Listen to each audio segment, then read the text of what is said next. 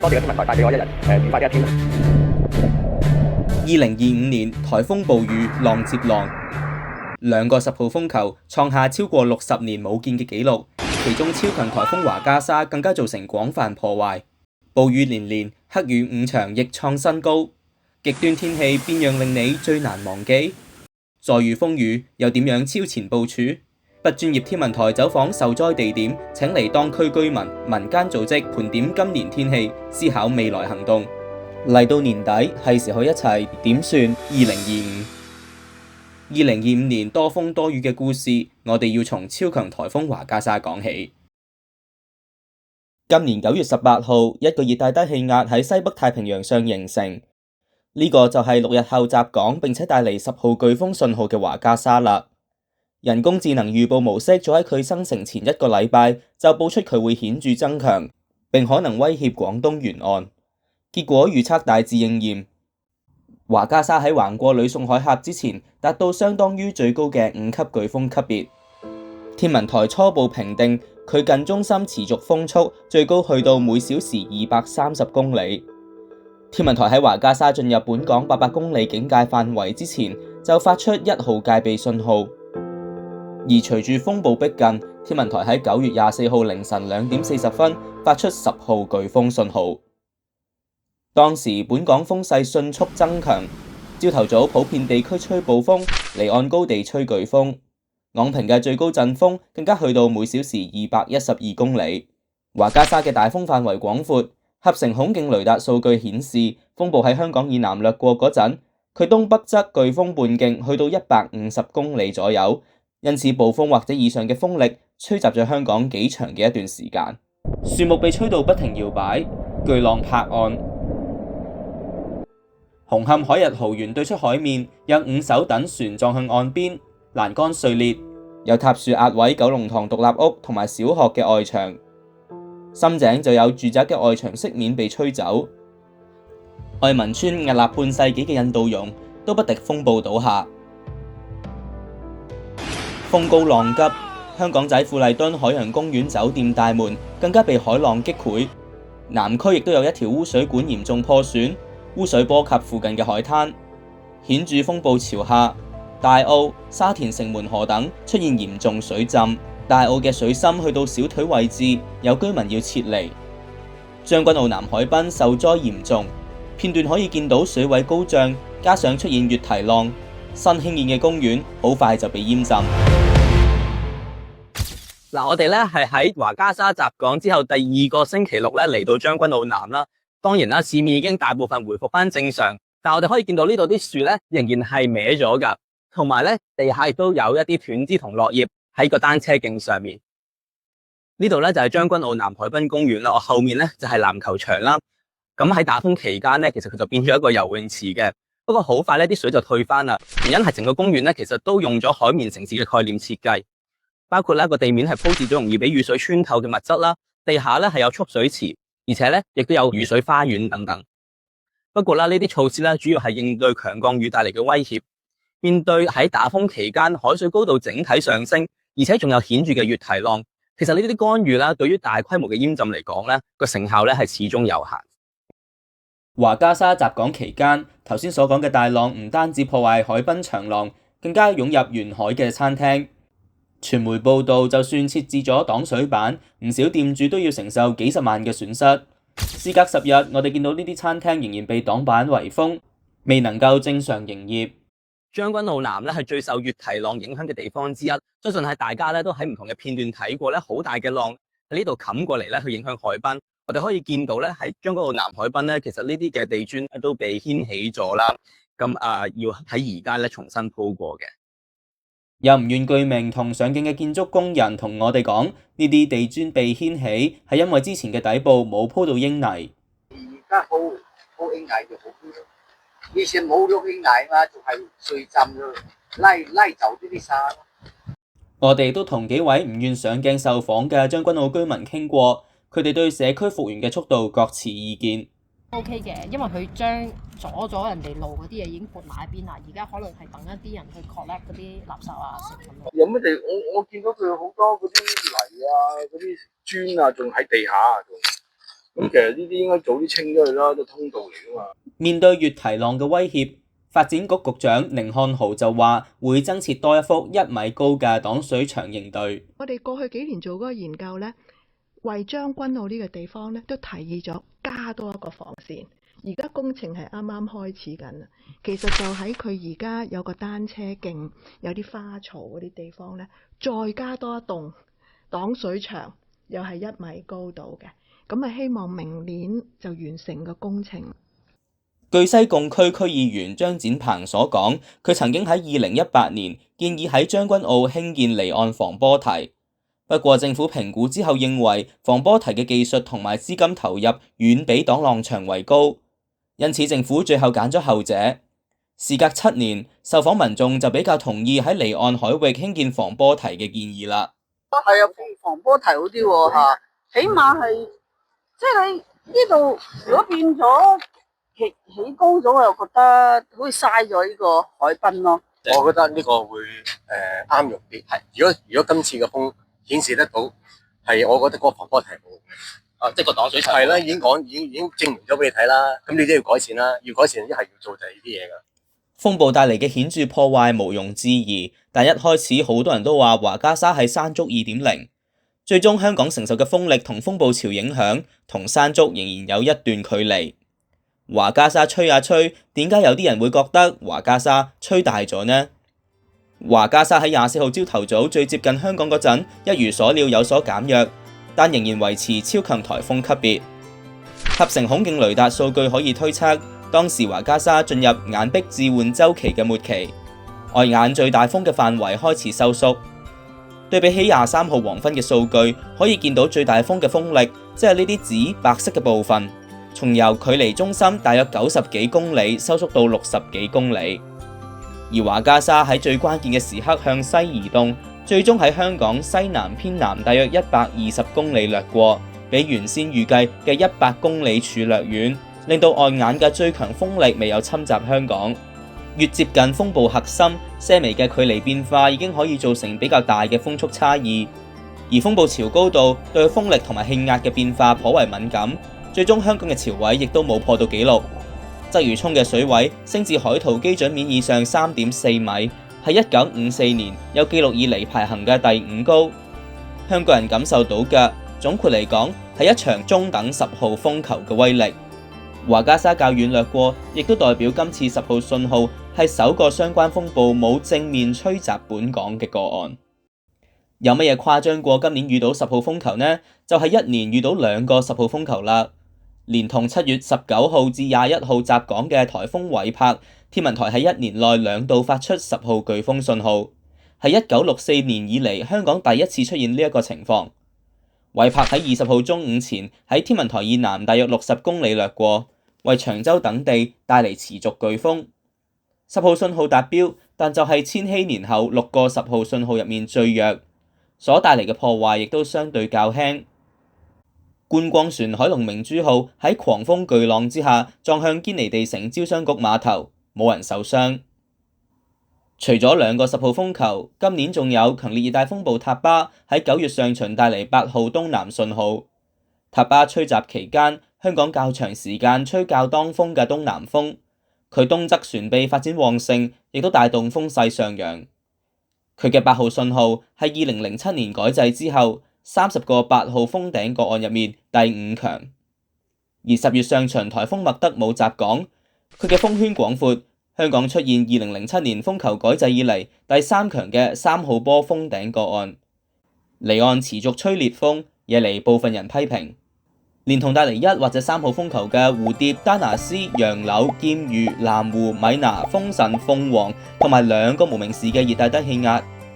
我哋有好幾個月嘅風暴預測幾乎冇停過手。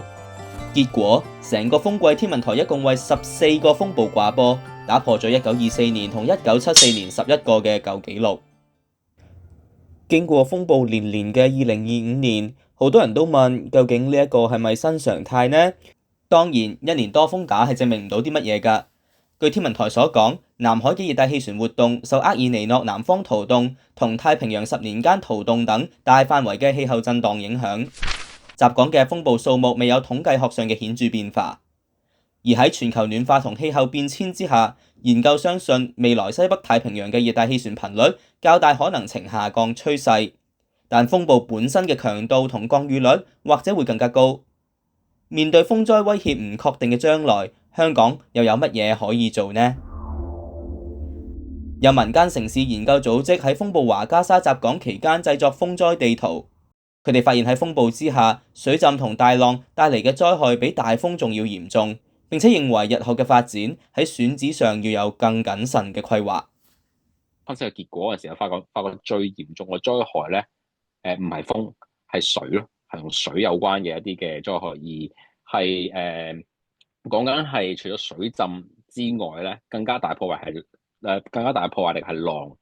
而浪咧係有個特性嘅，就係咧佢遠喺風嚟之前咧已經到咗香港。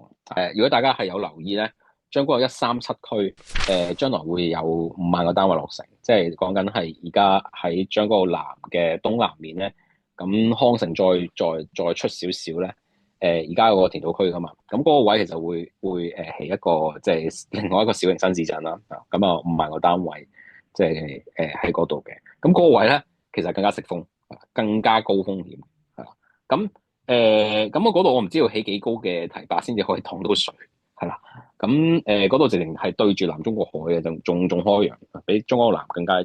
開揚嘅。咁所以就我諗個策略應該喺將來嗰個嘅城市嗰個發展或者規劃方面要考慮嗰樣多咗一樣咯，即係如果日後對住東亞對住南邊嘅一個開揚嘅一個即係海岸咧，其實係咪要重新檢討係唔係要將人類聚居地要擺個位係啦？就算係擺嗰個位，都要做足一啲比較保守嘅一啲嘅即係準備，係可能喺基建上啊，咁但係呢樣嘢就牽涉到好貴嘅成本。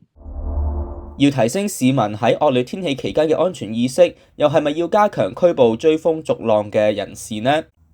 華加沙嘅顯著湧浪喺9月23號晏晝導致觀浪嘅母子2人墮海，留醫大半個月之後出院。事故發生之後，政府拘捕其他4個帶同兒童追風嘅成年人，涉嫌疏忽照顧兒童，並且票控一名喺10號風球下喺已經封閉嘅泳灘游水嘅男子，話佢違反泳灘規例。保安局局長鄧炳強最新就話，會先以疏忽照顧兒童罪、泳灘規例等執法，視乎成效先再考慮係咪需要訂立新法例。所以我諗我哋第一步咧睇咗今次我哋呢個執法之後，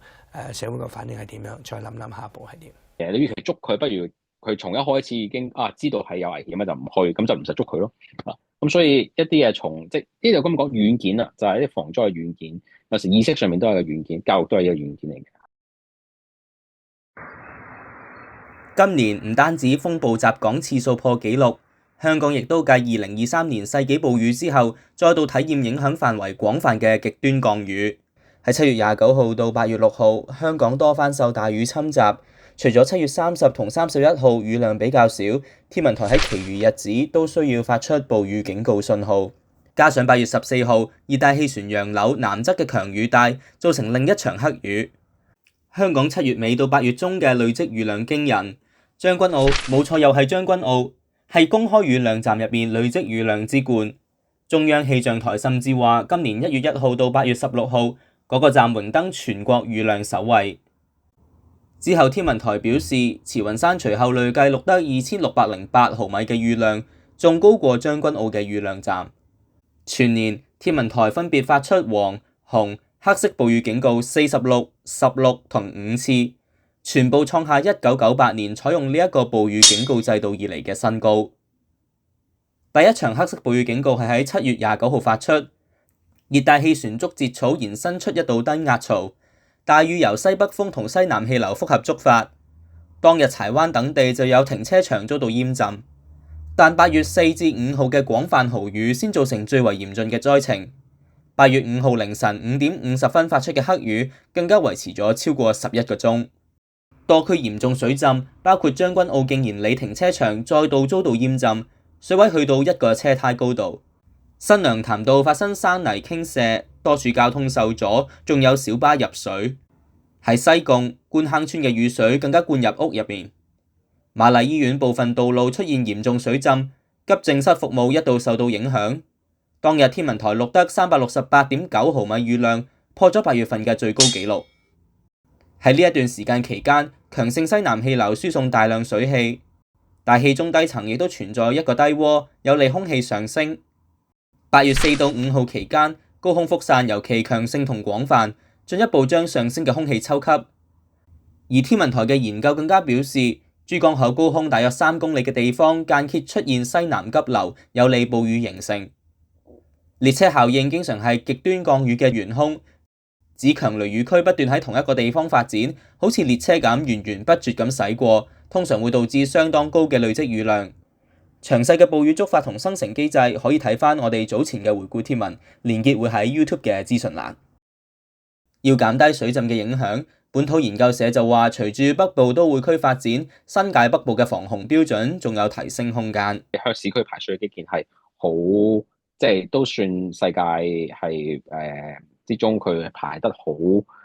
好前㗎啦，即係嗰個做得幾好㗎啦。咁但係將來我哋城市發展其實我哋會傾向喺新界越嚟越多啦嚇。咁新界亦都有額外嘅風險嘅，其實因為而家北部都會區個位咧，其實係重點發展範圍咧，其實喺深圳河嘅即係流域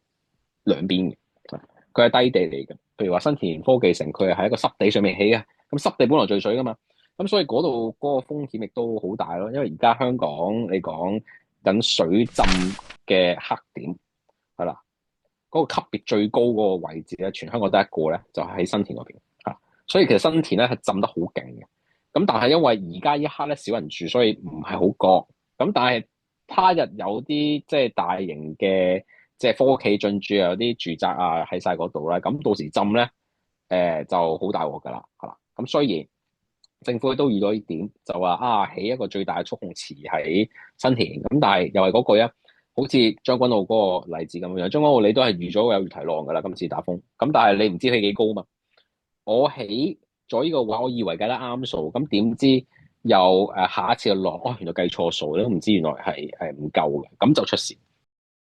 連場嘅黑雨固然難忘，但有時錯過嘅大雨先最刻骨銘心。今年7月8號，風暴丹拿斯登陸溫州，隨後向西南移動，佢嘅殘餘喺華南沿岸觸發暴雨。喺7月10號黃色暴雨警告信號生效期間，由政務司司長陳國基領導嘅應對極端天氣督導委員會發布信息，宣布所有學校第2日停課，話預計11號天氣情況持續惡劣，做法係為咗確保學生嘅安全，並且考慮到全港學校已經陸續放暑假，停課對學生嘅學與教實際影響比較細。結果11號嘅暴雨預測落空，部分地區甚至短暫有陽光。超前部署嘅惡劣天氣最終冇成事，反而導致唔少學生嘅結業禮被取消。陳國基事後解話，天文台本來預計喺極端情況之下，11號全日降雨量預計或者超過390毫米。佢回想起以往市民喺惡劣天氣下狼狽嘅畫面，於心不忍，話保障市民大眾嘅生命安全係政府嘅首要根本任務。就算做多，就算安全係數過大，都認為應該寧安全莫後悔。其實而家嘅科技對於暴雨走勢嘅掌握仍然有限，亦都係天文台過往對於改發更高級別暴雨警告嘅態度比較審慎嘅原因。全球數值模式一向只能夠顯示較大範圍嘅天氣形勢，俾預報員判斷落大雨嘅機會。但就算主流嘅歐洲中期天氣預報模式，佢嘅解像度去到9公里，都唔能夠準確預測赤道細到幾公里嘅對流雲團發展。雖然近年多咗一啲短期同埋區域預報產品俾我哋參考，佢哋對雨區有較為細緻嘅掌握，但預報員始終冇辦法提早一日就有信心咁講到幾時喺邊度會出現幾大嘅雨勢。奧地利小說家韋費爾曾經講過，喺太早同太遲之間，從來唔會多過一個片刻，算係總結咗呢一場部署失敗嘅教訓。2025年有一段時間好流行講末日預言，不過末日冇降臨到日本，反而係香港打風落雨破紀錄。經歷滿城風雨嘅2025年，你所看見的又係一個點樣嘅未來呢？係為極端天氣作出整全準備，抑或被嚇到藥石亂投嘅未來？香港整體上能夠安然度過一連串嘅極端天氣，值得我哋自豪。但風雨災情揭示咗局部嘅防禦缺口，需要我哋修補。喺後知後覺同埋過度防範之間，亦都要學識揾到平衡。2025年天氣無常，人生更無常。11月嘅大埔5級大火奪走超過150條人命。涉事屋苑裝修嘅時候，本身用嘅棚架圍網係颱風韋柏吹爛㗎，之後換上咗未達阻燃標準嘅圍網，有份釀成火災。無論天災定係人禍，辨清真正弱點，檢視制度，適當防範，先可以避免災禍重演。希望我哋能夠帶住2025年留低嘅啟示，建好香港嘅未來。